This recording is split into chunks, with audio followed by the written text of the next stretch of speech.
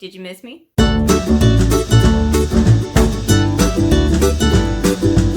Hi, welcome, come on in. My name is Aoife and today I am filming a tiny book haul of all of the books that I have gotten since you last saw me. A little life update.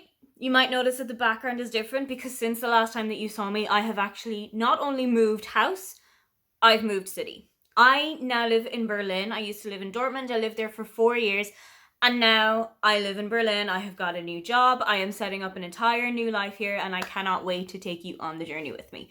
So, while I was away, I did do some book buying and I got a couple of presents as well. So let me take you through what has come through my mailbox. The first two books that arrived were Dear Reader by Kathy Rensenbrink and also Yours Cheerfully by AJ Pierce. These were both sent to me very kindly by Charlotte from Coiny Reads. These were the final books that I actually got delivered to my old address, and I am going to cherish them, if not for that reason alone. Dear Reader is a non-fiction book celebrating reading and our love of books.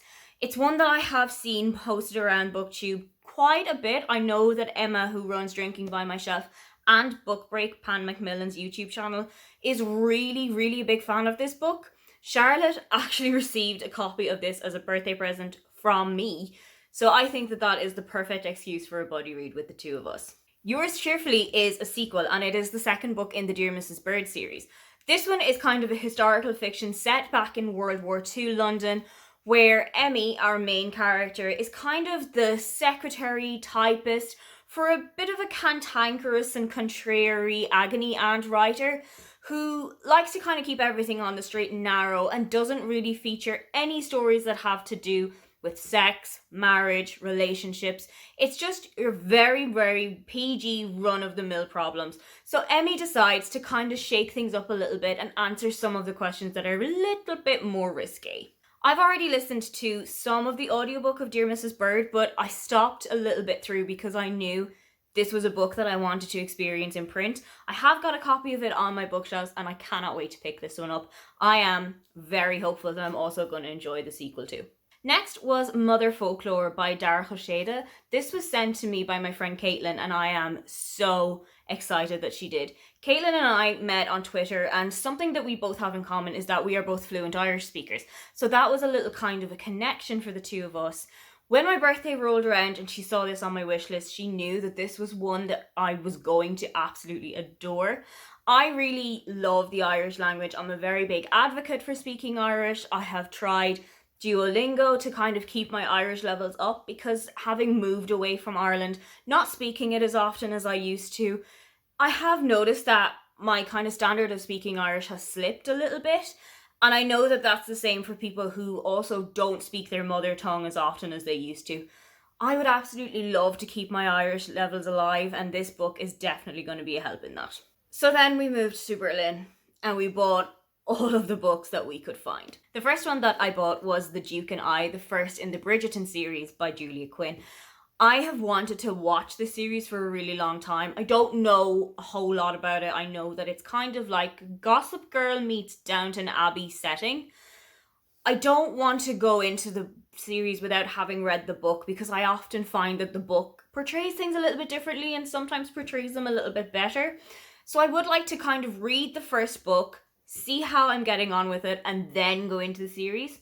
I'm a really big romance reader in general, but historical romance is something that has kind of slipped under the radar for me somewhat.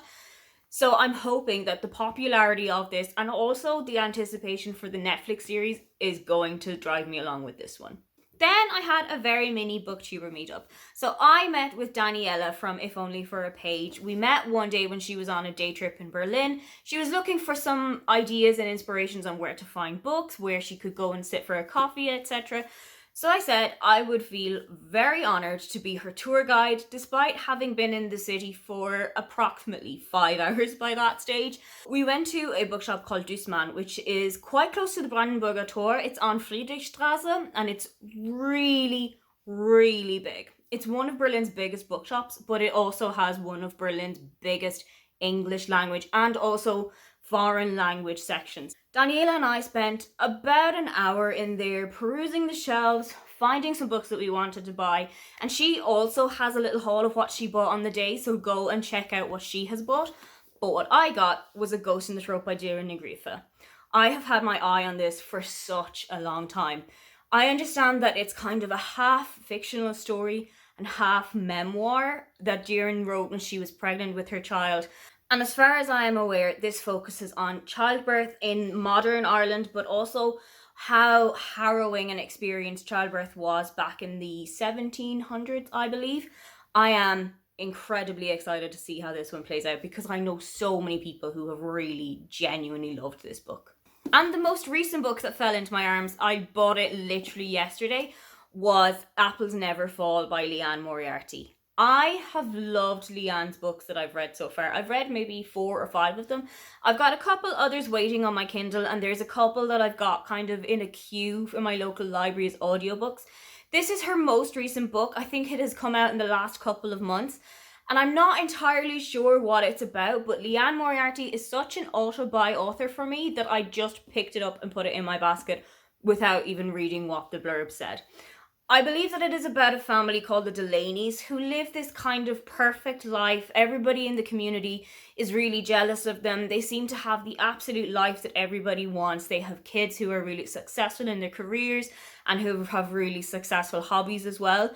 But everything is falling apart behind closed doors. These are all of the books that have come into my possession since you last saw me.